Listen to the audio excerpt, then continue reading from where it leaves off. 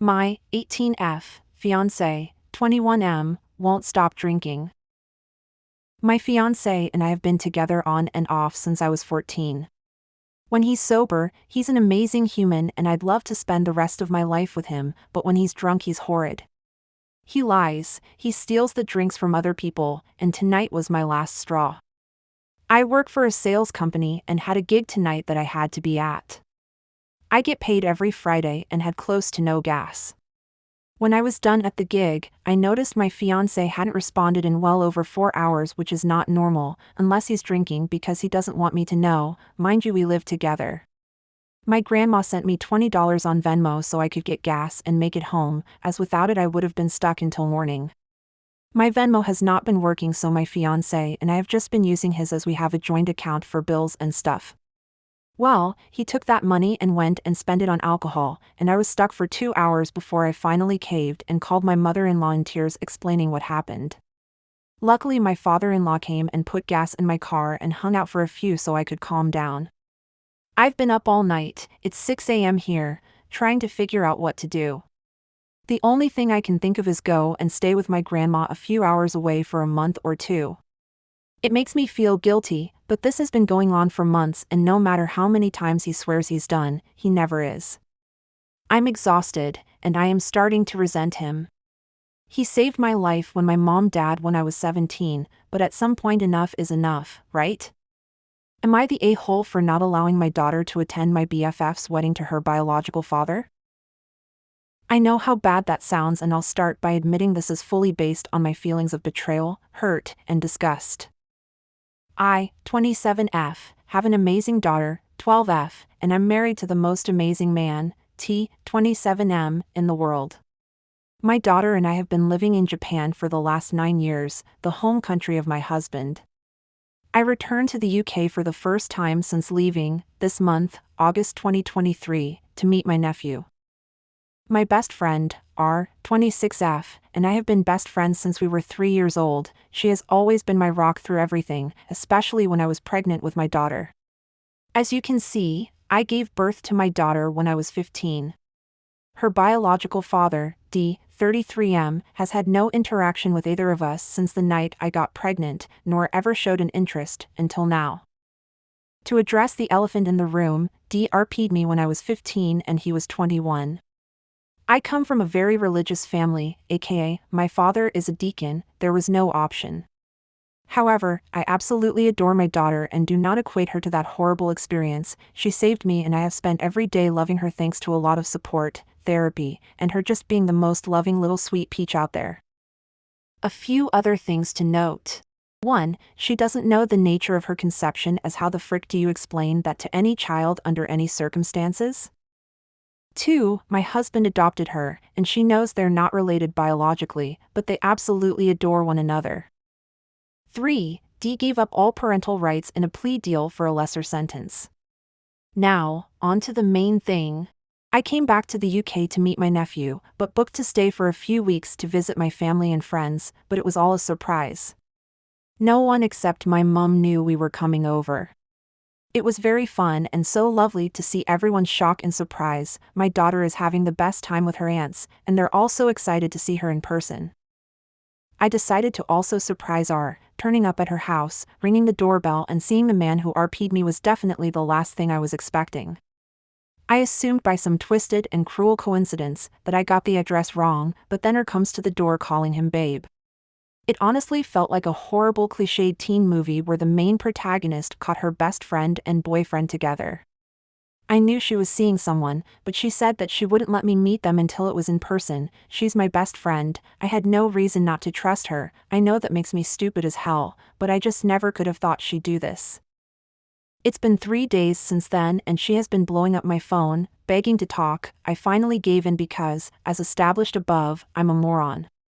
She said she was sorry for how I found out about them, and if I could forgive her for falling in love with my ex, which not only pissed me off but also my husband who knows everything this whole ordeal put me through.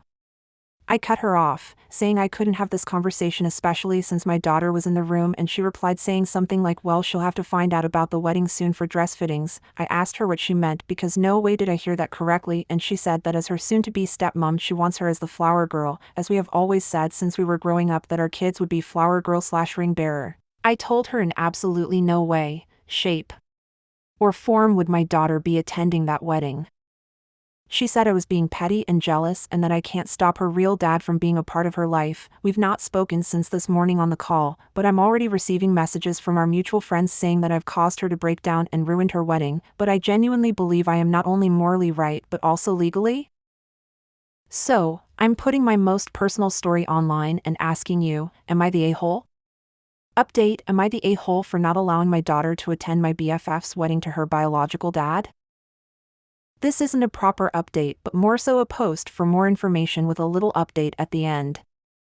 Firstly, thank you to those who took time to assure me that I'm not in fact crazy for believing myself to be in the right.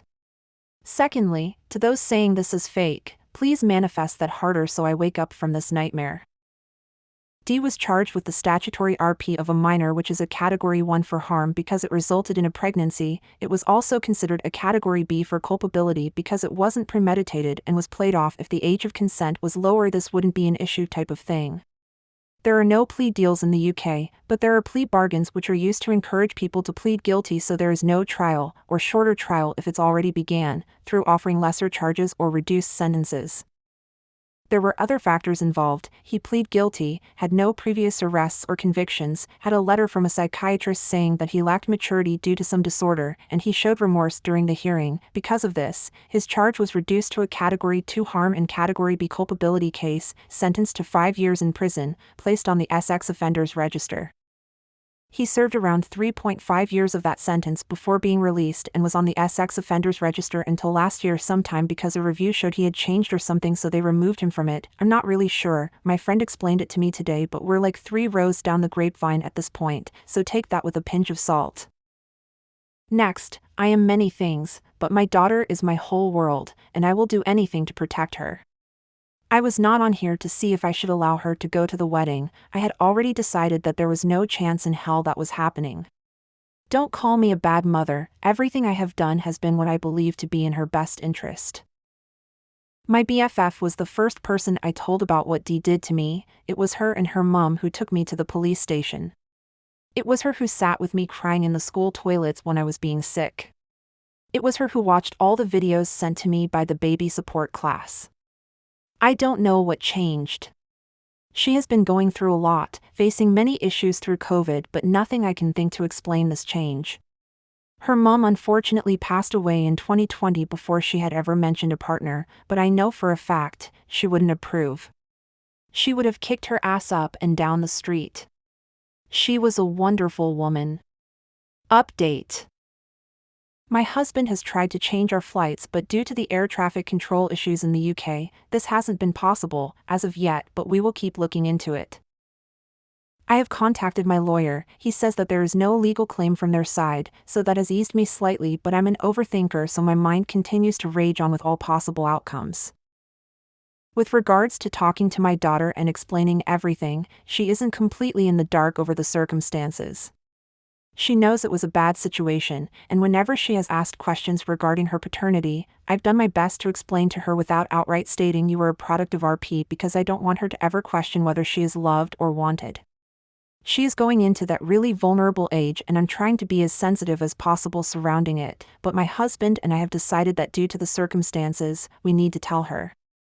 I've already contacted my therapist and she has arranged for a chat with a child psychologist when we return. My daughter will then have the option of speaking with my husband or I present, or having sessions on her own.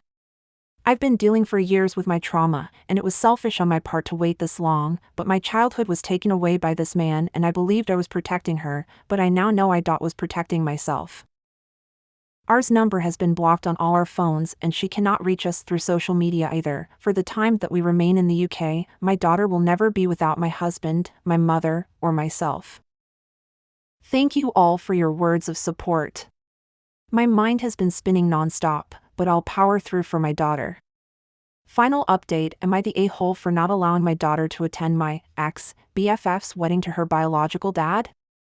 First of all, I want to thank you all again for your words of support and those reaching out to me privately and in the comments. I believe I've read most of them, but there was so many I couldn't reply to all.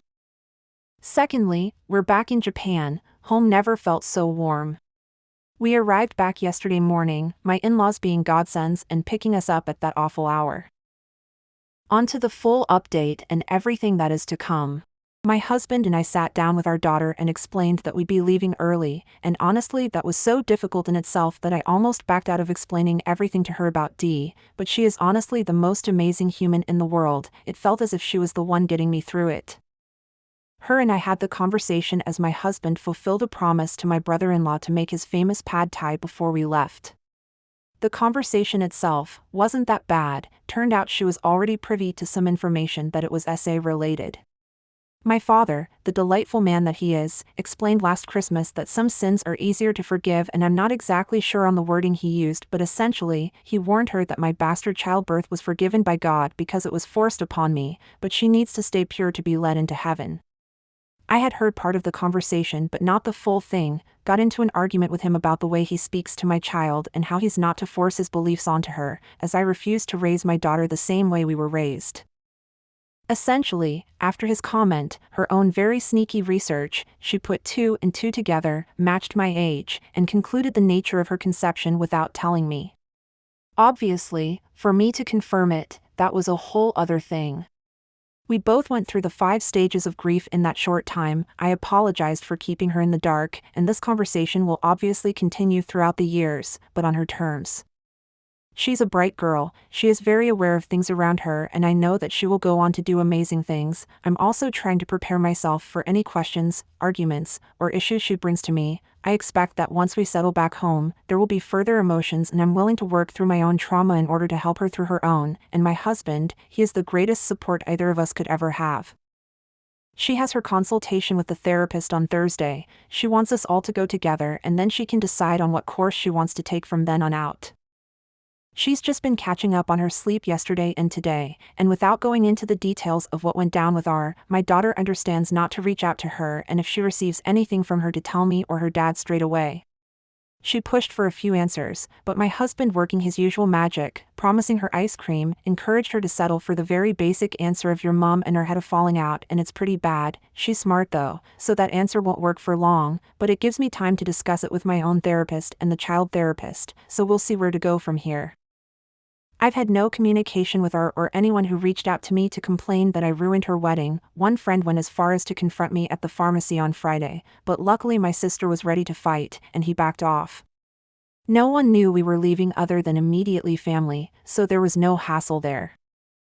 I truly hope that one day I'll understand what her has done, what has happened to her, and our former friendship, to lead to this, but alas, for now, it remains unknown. I truly hope this is the end of the saga, that we can start moving forward, and beginning my daughter's journey of recognizing she is not the product of a hateful and violent experience but instead the product of love, beauty, and comfort given to her by her father and me. Sorry for the boring ending, but it's my life, so I'm not actually sorry as I'm over any type of drama, but thank you to those who cared and reached out. May none of you reading this ever feel this betrayal, hurt, or destruction. Love you all. r/unpopular opinion.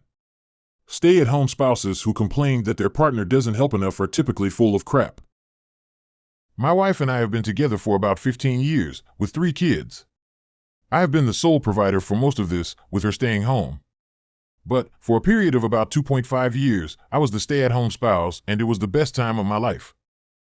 I was very self-conscious about being a stay-at-home dad, so I went above and beyond to take care of the home and kids. It took about 2 to 3 hours per day for the first few weeks, then just maintaining what I had done was about 2 hours per day.